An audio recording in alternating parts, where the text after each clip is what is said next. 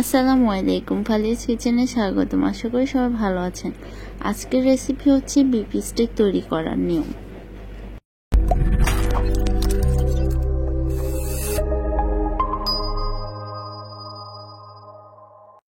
Beef stake তৈরি করার জন্য যে মাংসটা আমরা চুজ করব সেটা অবশ্যই হচ্ছে যে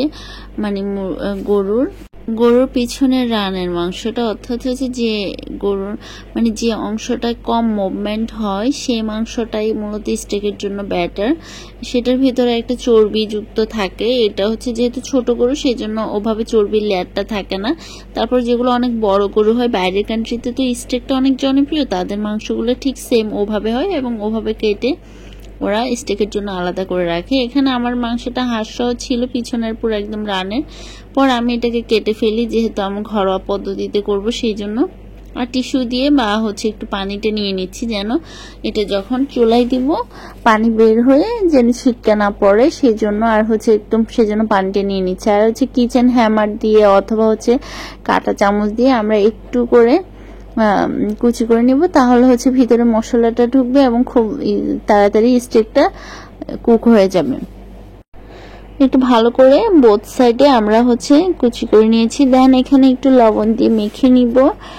এরপর হচ্ছে যে একদম আমি হচ্ছে অথেন্টিক যে স্টেকটা তৈরি করে বাইরের কান্ট্রিতে সেই রেসিপিটা দিচ্ছি। এখানে কোনো মশলা ইউজ করে না, যদি আমরা বাঙালিরা অনেক সময় ঘরোয়া ভাবে তৈরি করলে অনেক কিছু অ্যাড করি।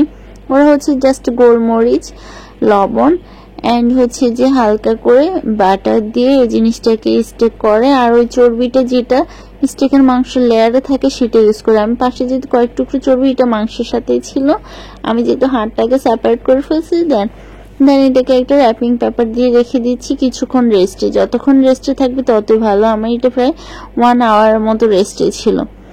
যত বেশি রেস্টে থাকে তেন ভালো। যেহেতু আমরা বাঙালি, যদি টেস্টের জন্য হালকা করে একটু সয়া সস দিছি, অরিজিনালি কিন্তু এটা দেওয়া হয় না। আমি একটু বাটার দিয়ে একটা প্যানে স্টেকটাকে একটু ভেজে নিচ্ছি। কয়েকটা মিনিট ভাজলে হয়ে যাবে। দেন এখানে কয়েকটা রসুন দিয়ে দিয়েছি আস্ত। রসুনটা একটু লাস্টে দিবেন, তাহলে হচ্ছে রসুনটা একেবারে পুড়ে কাল হয়ে তিতা হয়ে যাবে না। যখন স্টেকটা একটু হয়ে যাবে দেন রসুনটা দিবার লাস্টে আরেকটু বাটার দিচ্ছি যেন স্মেলটা ভালো আসে। দেন এটাকে আরেকটু নেড়ে চেড়ে ভিতরে যেন একদম সফট হয় সেজন্য করছি।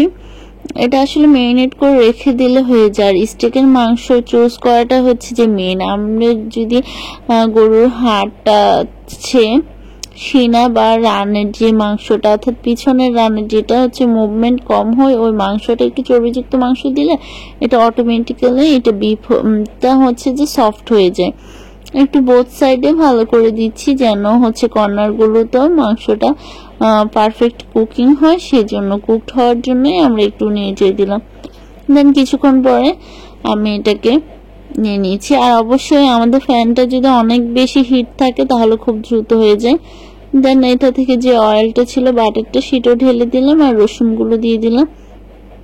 এরপর এটা কেটে কেটে সার্ভ করে খাওয়ার পালা। কিভাবে কেটে খাবেন সেটাও দেখে দিচ্ছি। খুব ইজিলি আমরা বাইরের রেস্টুরেন্টের এই বিফ স্টেকটা আমরা বাসায় তৈরি করতে পারি। এবং কোরবানি, যেহেতু মানুষের গরু কোরবানি দেওয়া হবে, তখন হচ্ছে আমরা চাইলে পছন্দের মাংসটা কেটে কষাইকে দিয়ে বাসায় এনে আমরা স্টেকটা তৈরি করতে পারি। কারণ হচ্ছে বাজার থেকে অনেক সময় নাও পেতে পারি, সেই জন্য নিজেরা কোরবানি করলে আমরা আলাদা করে নিতে পারি। আর হচ্ছে যদি বেশি শক্ত থাকে একটু আদার গুঁড়ি ইউজ করতে পারি।